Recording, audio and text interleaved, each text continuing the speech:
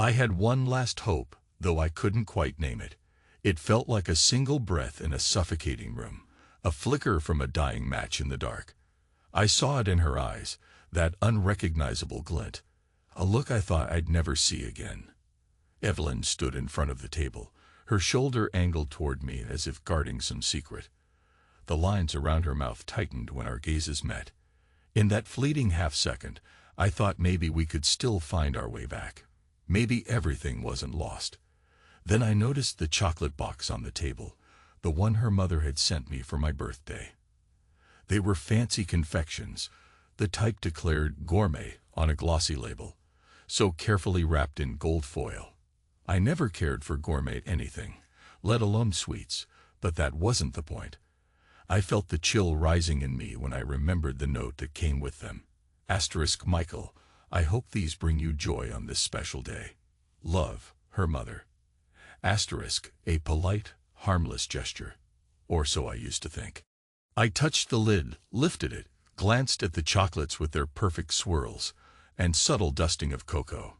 It was all so contrived, so forced, cold, just like every day since the morning I opened my eyes and realized she had betrayed me.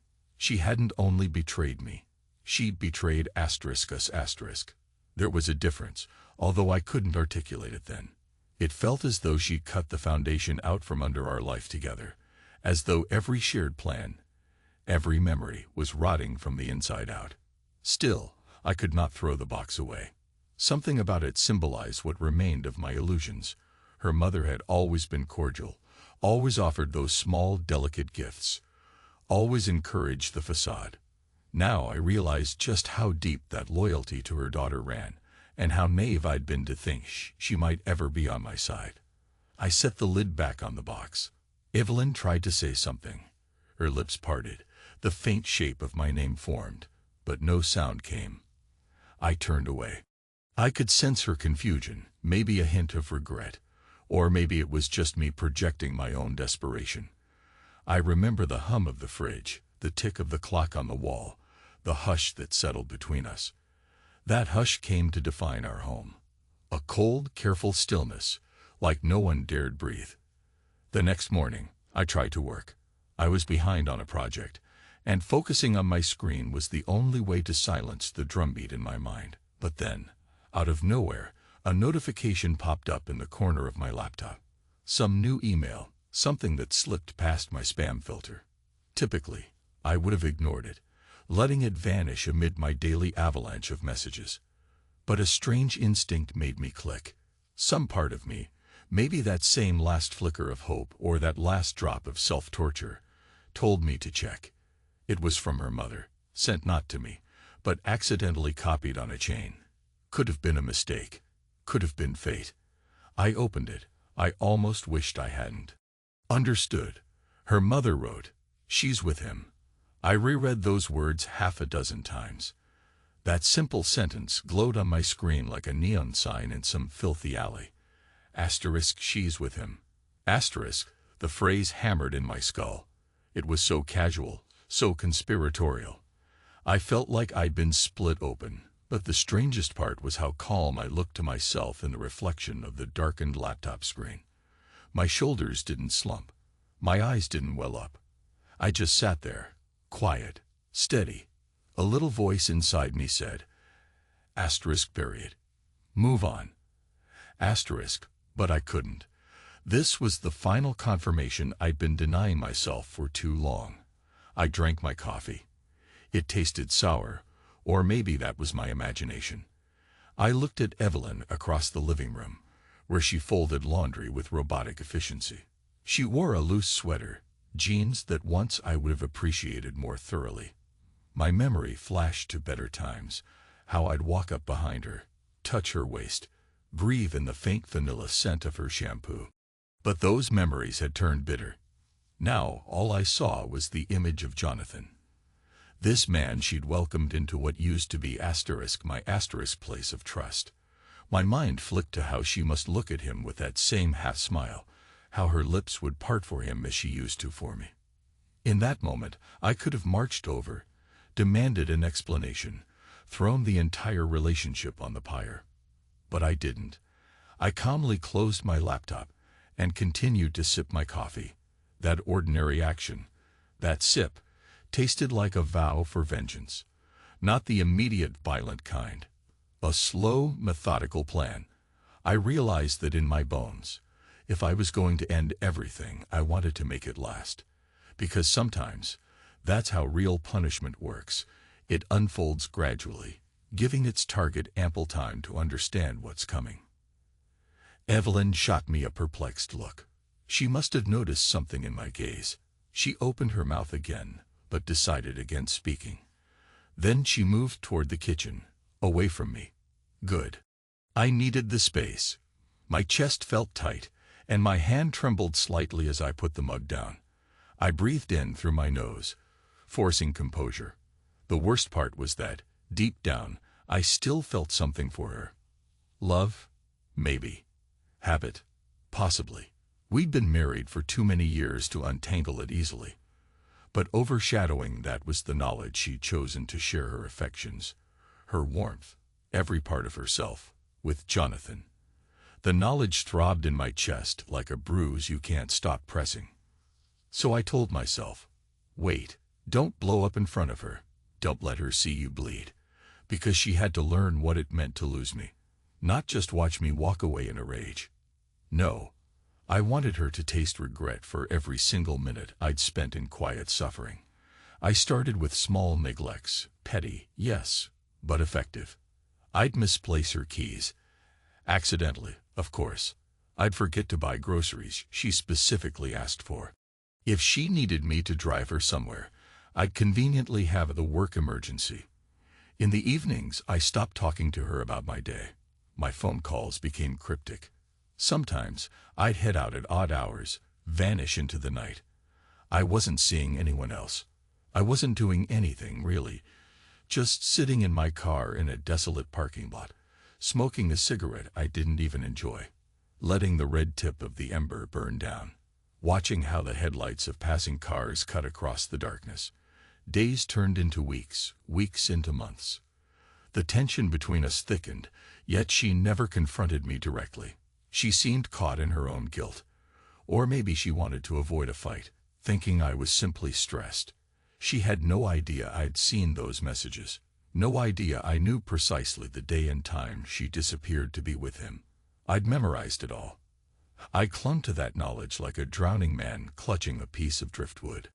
I observed her from the corners of my eyes, how she'd linger by her phone, biting her lip, waiting for a text, or how she'd show up half an hour late from a grocery run, cheeks flushed, claiming the lines were long. She didn't need to slip away for entire weekends. A single hour was enough for her to do the damage. In my mind, I saw them together, him pressing against her, her breath catching, that mix of lust and betrayal swirling. I hated myself for wanting to see it, for letting the imagery coil around me in bed at night. It aroused my fury and stoked an odd masochistic curiosity. Asterisk, what does he give her that I couldn't? Asterisk, that's the question that haunted me. I was a decent man, decent earner, faithful. Maybe not the most exciting partner, long days programming, reading at home, content with routine. But I used to believe we had genuine love. One late afternoon, I made an excuse about traveling for work for a couple of days. She didn't fight me on it. In fact, she barely asked questions at all, just nodded, her eyes drifting toward her phone. Another sign of her guilt. Instead of leaving the city, I got a cheap motel across town. I needed time alone, a place to plan.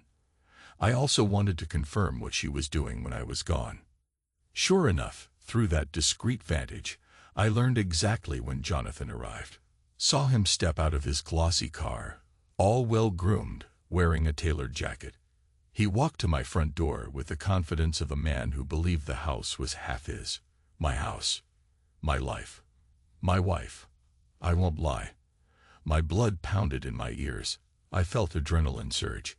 A big part of me wanted to rush in and rip his perfect hair out by the roots, shatter every bone in his smug body.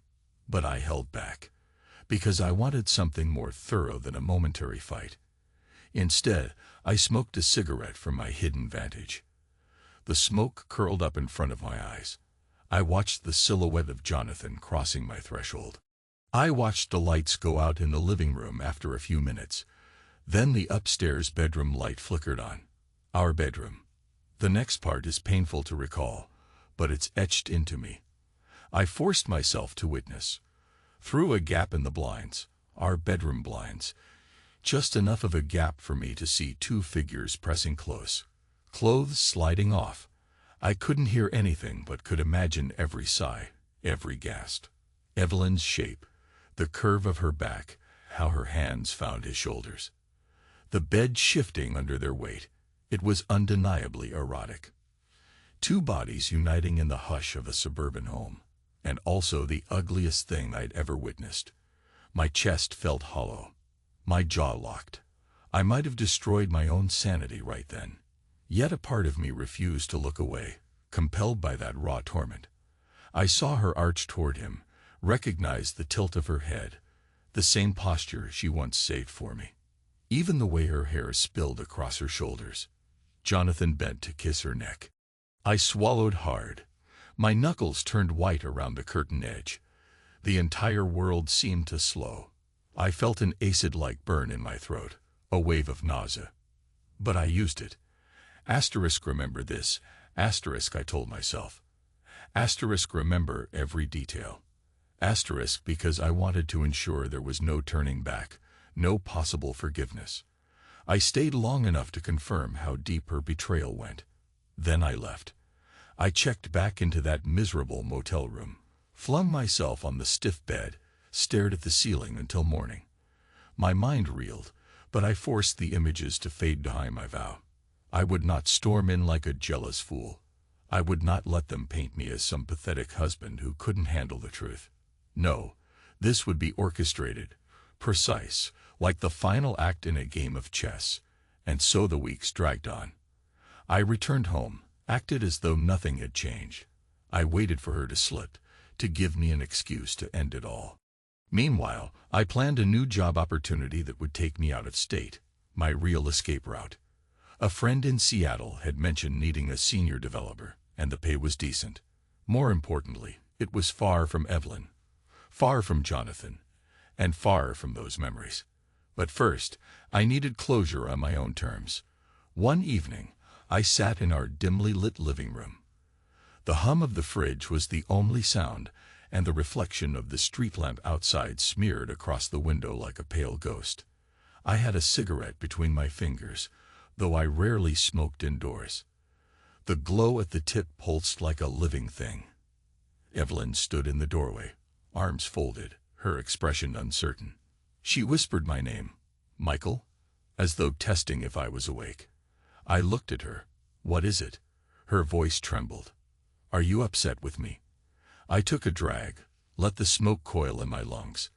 Why would I be upset? She swallowed. You've been distant. I just want to know if there's something I've done. I stared at her for a moment. The tension coiled in my gut. A faint part of me wanted to rise, wrap my arms around her, demand that she love me again, truly, exclusively. But that part was overshadowed by anger, because I knew, too well, what she'd done. It's nothing, I said flatly. Work stress. I'll handle it. She hovered in the doorway a second longer, then turned and went upstairs. I heard the bedroom door click shut. We didn't share a bed that night. I slept on the couch, and in the silence, I could almost hear the ghosts of our past. Our laughter, the warmth, the illusions of forever that used to cradle me to sleep. Now, only the faint flicker of streetlights gave any comfort. Her mother visited a few days later. She brought another set of gifts, a tray of homemade lasagna. Pretending all was well, we sat around the dining table. Her mother's eyes flitted between me and Evelyn, searching for clues. Maybe she sensed the tension. Maybe she knew I was wise to everything. But she kept up the charade. This is an old family recipe, she said brightly. I know how Michael loves a good pasta. She gave me a pointed smile, as though we were co-conspirators in maintaining the facade. I forced a polite grin. It smells great. Evelyn picked at her portion, not meeting my eyes. And I thought, asterisk, how many times did you confide in your mother about Jonathan? How many times did you laugh at my expense, discussing my ignorance? Asterisk, the bitterness rose in me. I had to clench my jaw to keep from saying something I'd regret. Her mother made small talk, asked about my job, but I gave short, clipped answers. When she finally left, Evelyn watched me from across the living room. Her mouth tightened again. She wanted to speak, but I could see fear behind her eyes. That fear gave me a small measure of satisfaction. I nodded to her. "I'll be in the office," I said, and walked away. I could feel her gaze stabbing into my back. Not long after that, I put the final piece of my plan into motion. I told a handful of people I might be relocating. I reached out to realtors about listing the house for sale. Quiet inquiries, no official listing. My exit would be swift once the final confrontation was done, because part of me realized I could not remain in this house with the ghosts in every corner. Every wall felt tarnished by the memory of her with him. The bed, the living room couch, the kitchen table. All of it. I wanted out. A few nights later, I found her in the kitchen, leaning against the counter. It was late. She had a wine glass in hand, half empty, her face flushed. She'd been crying.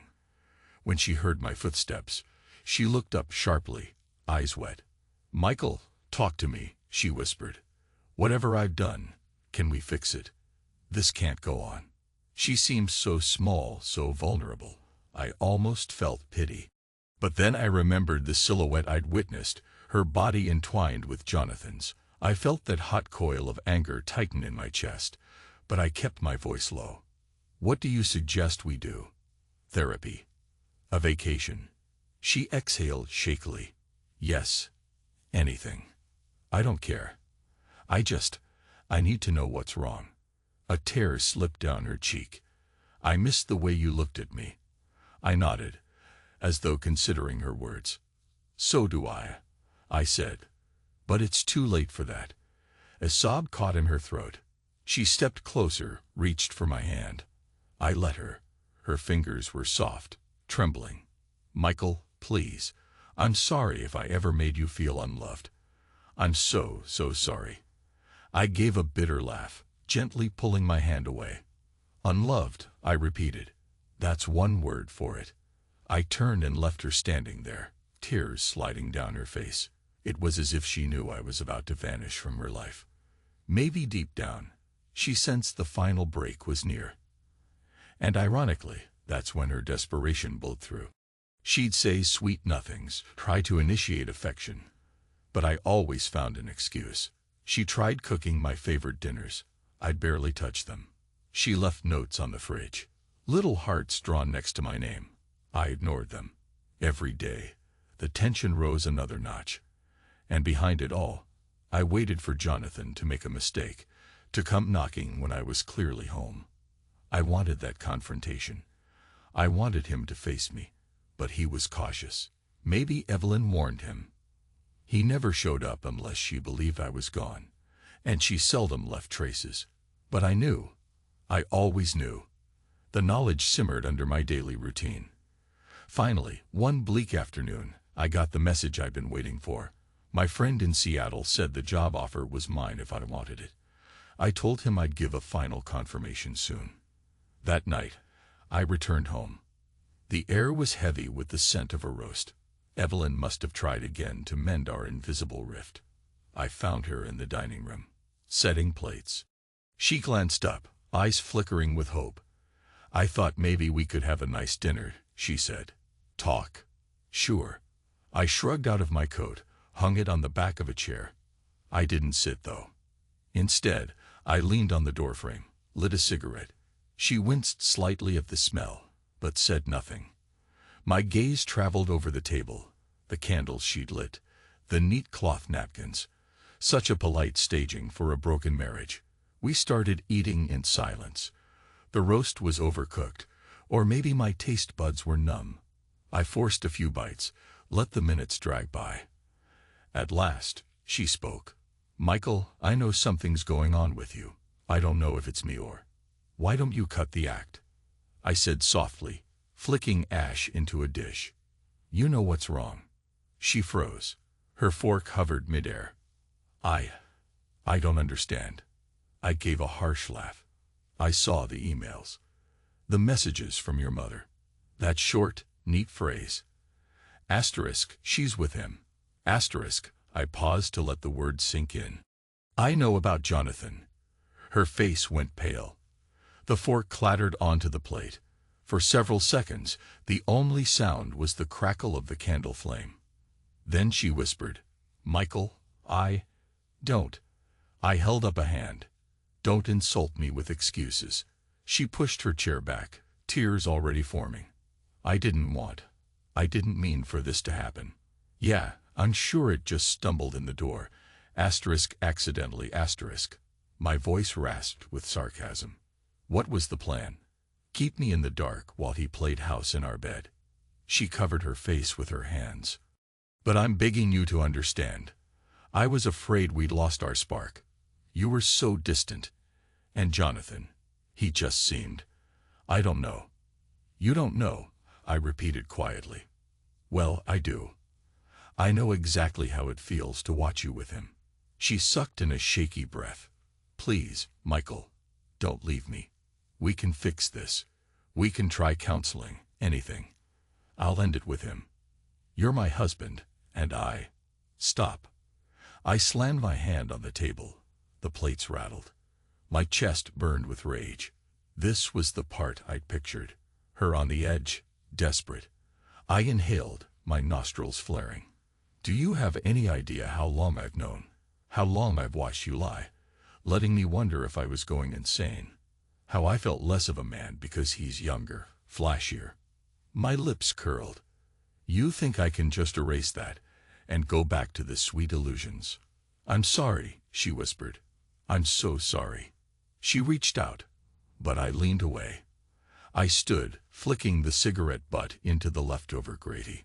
The hiss as it landed echoed in the tense air. We're done. I'm leaving. And you can keep your fling or not.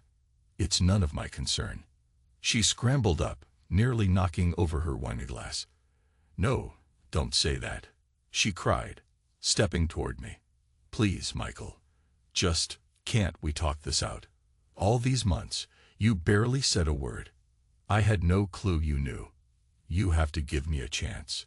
Her voice rose in pitch, frantic.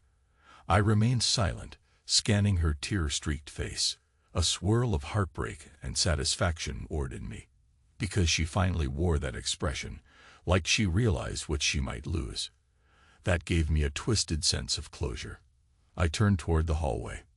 Pack your things. Or don't. But tomorrow, I'm meeting with a lawyer. We'll figure out what the next steps are. She grabbed my arm. Michael. Her voice broke. I can't believe this is happening. Believe it, I said, shaking her off. You made this choice a long time ago. She sagged against the wall, sobbing softly. I walked away, each step feeling heavier than the last. When I reached the living room, I sank onto the couch. My shoulders quivered. For a second, I couldn't breathe. Then I clenched my fists, forced myself to stay calm. I'd played my part. I'd delivered the blow. But it wasn't over yet, not entirely. Because I still needed to face Jonathan, at least once, so he'd see exactly what he'd carved out of my life. The next day, I left early, claiming errands, though in truth, I roamed the city in a haze. My phone rang. I saw Evelyn's name flash on the screen. I let it go to voicemail. By late afternoon, I parked my car near a small cafe downtown. I called Jonathan's number. I'd lifted it from her phone a while back, though I'd never used it. My pulse hammered as the line rang. On the third ring, he answered. Hello. Jonathan speaking. Jonathan, this is Michael Anderson. I said, voice low. Evelyn's husband, in case you forgot. He went silent for a beat. Then, Michael, I had no idea you. Meet me, I said, cutting him off. There's a cafe called Norwood on Lake Street. Be here in 30 minutes. He started to protest, but I hung up. My heart pounded against my ribcage. I lit a cigarette. It became my steadying ritual. Smoke drifted toward the windshield. Half an hour passed. I sat at a corner table inside the cafe, sipping a black coffee. I saw him step inside. Jonathan, that younger, well-dressed, confident figure I recognized from my own driveway. He looked around, spotted me, and approached, his posture uncertain. I gestured to the seat across from me. "Sit," I said. He lowered himself into the chair. Up close, I noticed the faint lines at the corners of his eyes, the detail of his crisp haircut. He wore a tailored blazer. When he cleared his throat, I smelled expensive cologne. For a moment, neither of us spoke. The noise of the cafe bustled around us, cups clinking, quiet chatter, the hiss of espresso machines. He tried to speak first. "Michael, look, I understand how." "No," I said quietly, leaning forward. "You don't understand anything." I stared into his eyes, letting him see the fury simmering behind mine. "You think I'm here to shout, maybe throw a punch? Well, that depends on you." He swallowed. His Adam's apple bobbed. "I never meant for things to go so far. Evelyn and I." "That's enough," I snapped. "Don't speak her name like she's a victim of circumstance. You two orchestrated this.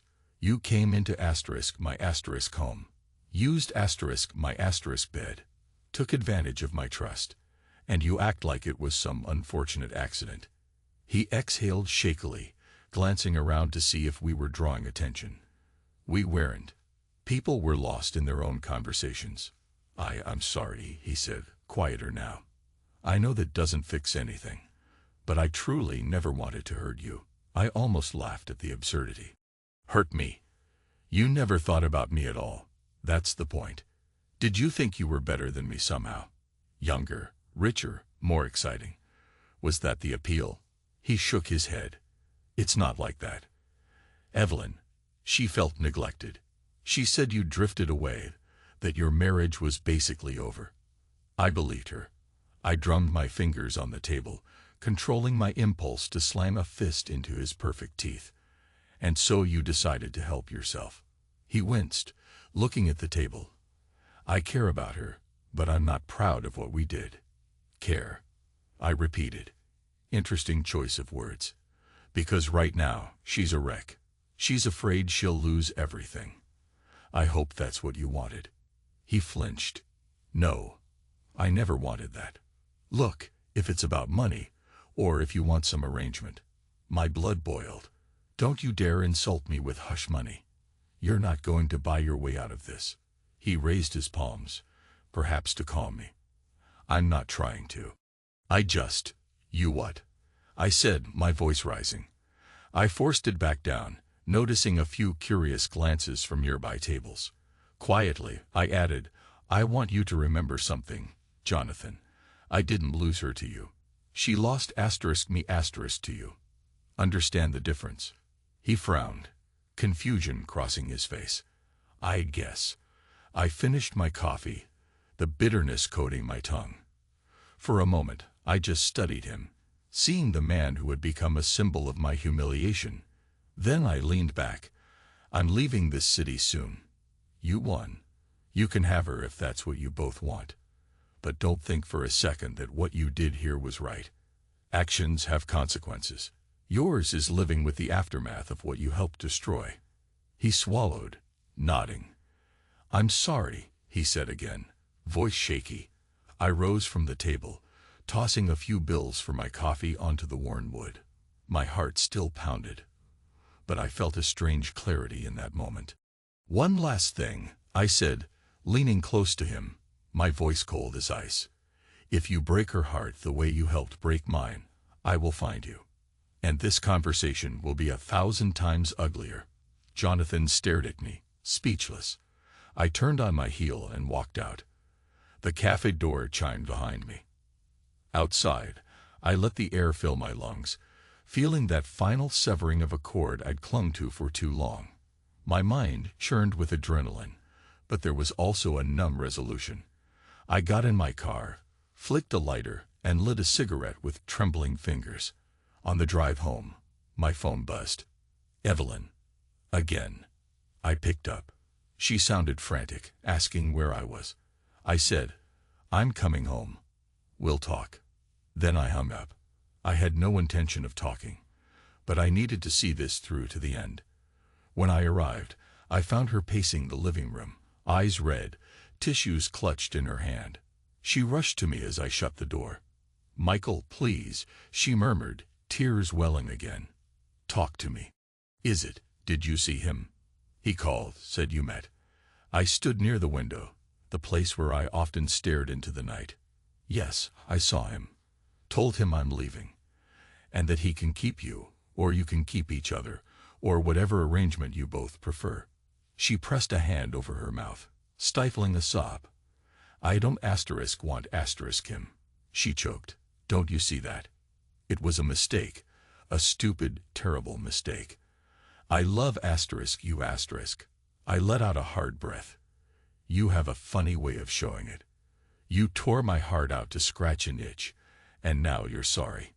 She approached, and I saw the raw desperation on her face.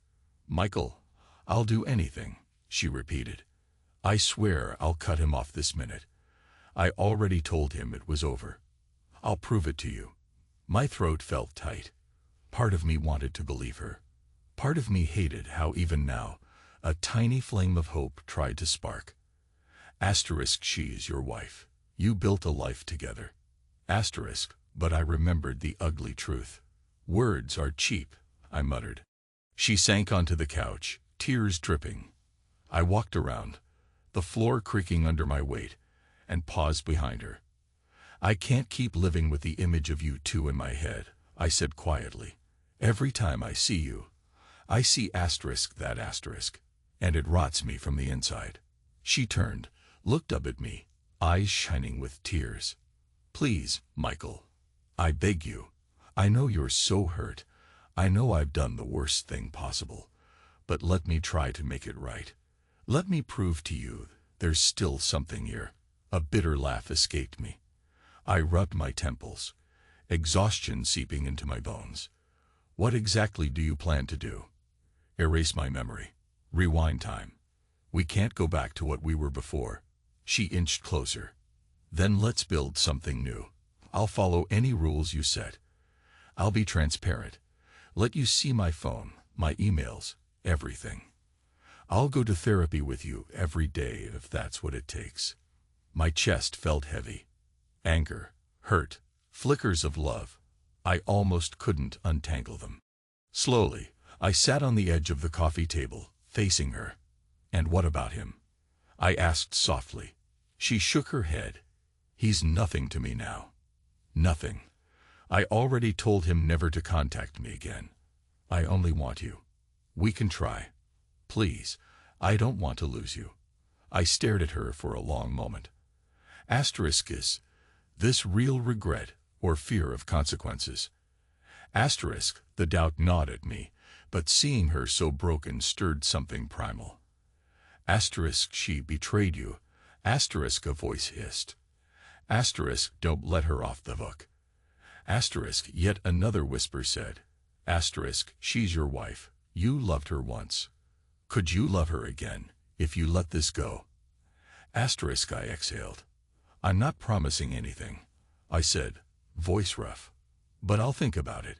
She let out a shaky breath, clasping her hands together like a supplicant. "Thank you," she whispered. "I know I don't deserve it, but thank you." I stood, raking a hand through my hair. "Don't celebrate yet. It might be too late."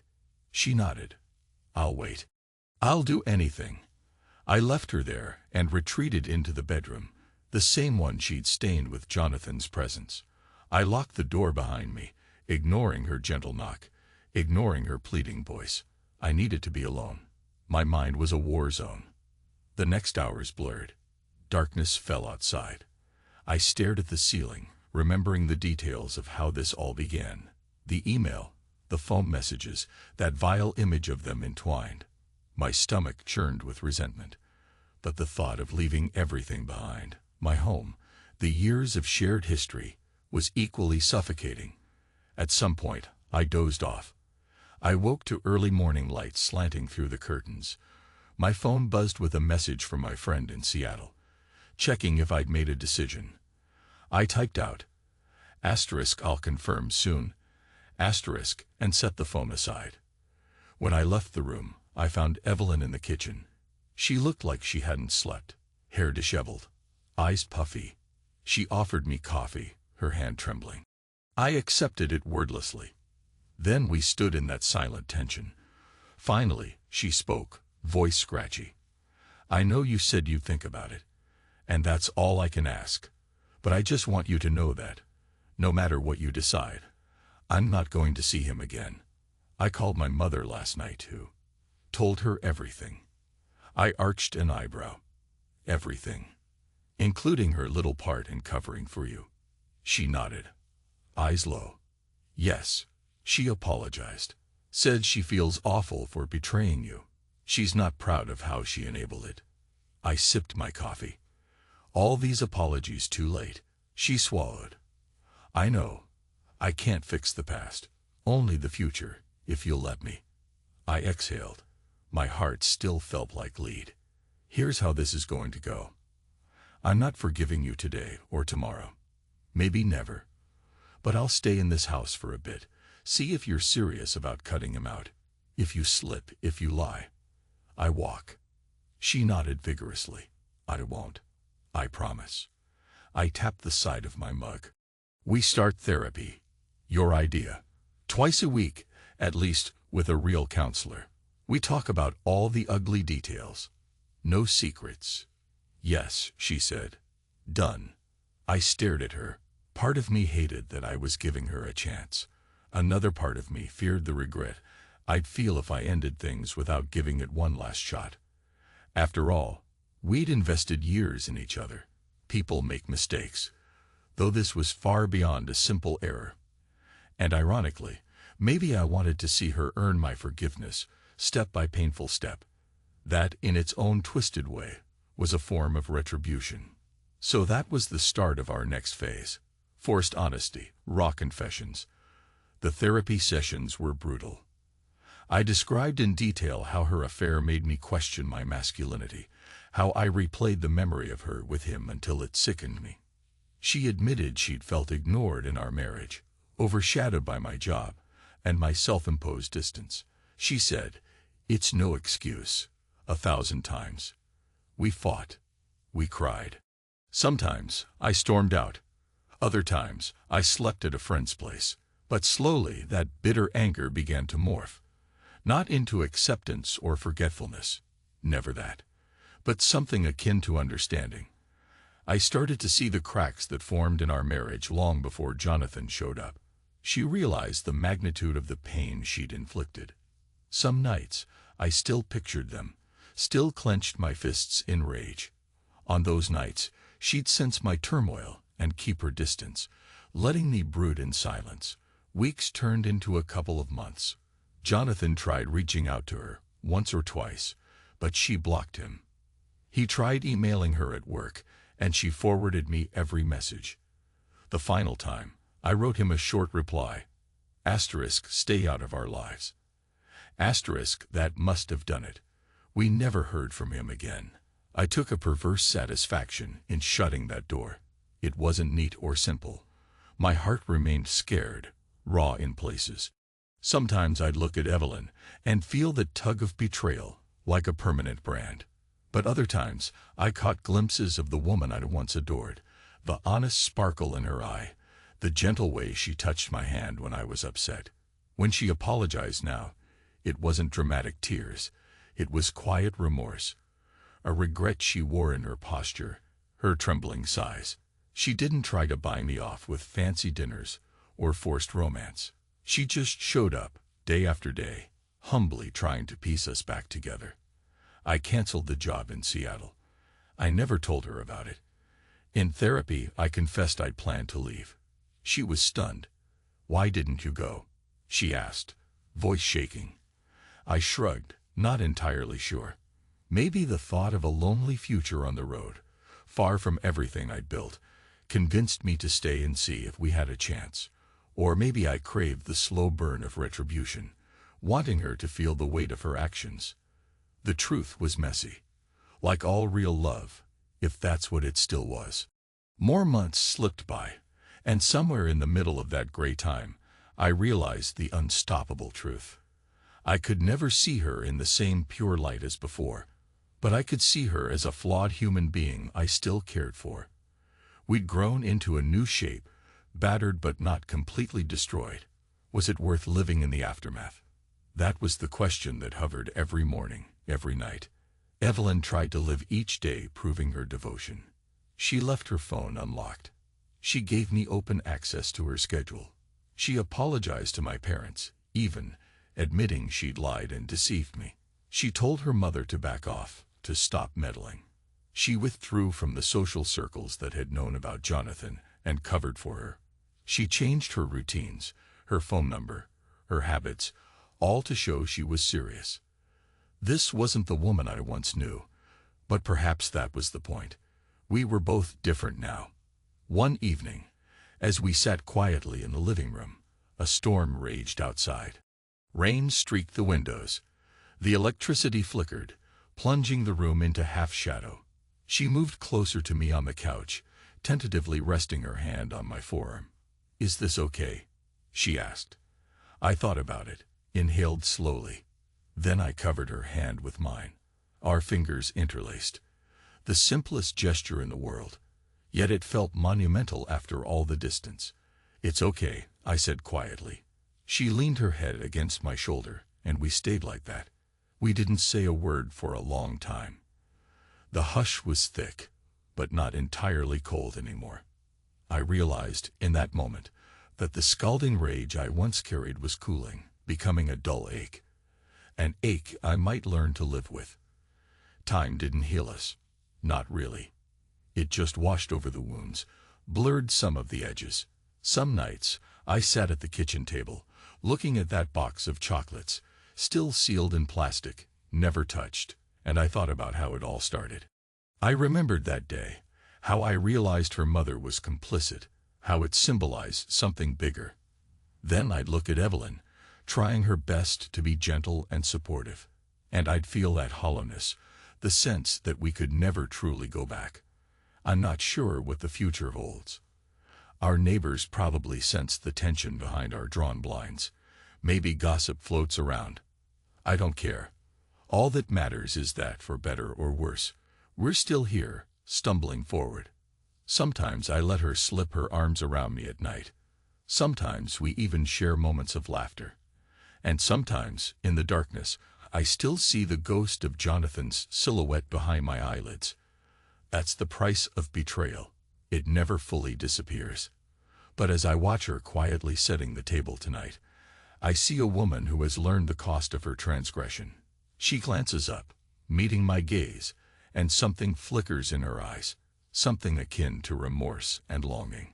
It reminds me of my first glimpse of that final hope, so long ago.